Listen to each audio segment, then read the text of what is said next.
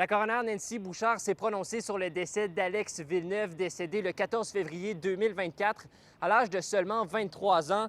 Dans son rapport, on apprend que le décès serait accidentel. Nouveau Info a pu rencontrer la fiancée du défunt qui s'attriste toujours de la situation 1 an et demi plus tard. J'ai senti tout mon monde qui tombait autour de moi, qui s'effondrait.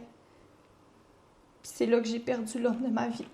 Puis on s'était fiancés, tu sais, on s'en allait, on avait des projets, on avait un terrain, on avait un plan de maison, on avait tellement d'espoir pour l'avenir. Tout ça est mort cette journée-là aussi. Alex devait se faire retirer la glande thyroïde pour soigner la maladie de Grave qui engendrait un dysfonctionnement de celle-ci. L'opération s'est d'abord très bien déroulée. C'est seulement en salle de réveil que la situation est dégénérée. La gorge du patient a enflé, ce qui n'a pas été pris au sérieux immédiatement par le personnel de soins. C'est d'ailleurs ce que reproche la coroner au personnel du CIUS du Saguenay-Lac-Saint-Jean. Et on voit présentement à l'écran les notes du dossier clinique prises le 5 février en soirée. Et on peut remarquer qu'à 19h15, on note le gonflement du cou du patient.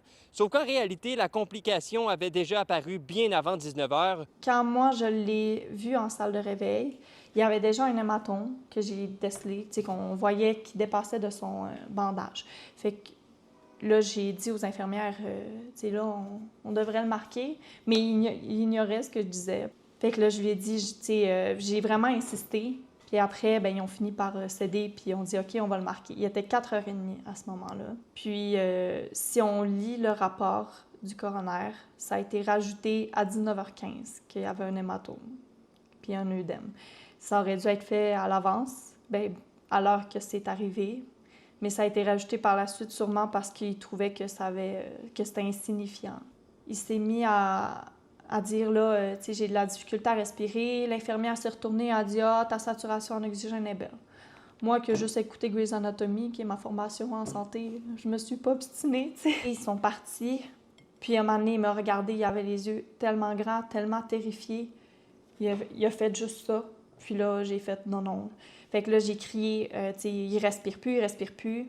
Aujourd'hui, est-ce que t'en veux à ce personnel-là qui a peut-être mal géré la situation? C'est facile de rentrer dans la haine dans ces moments-là, dans la douleur.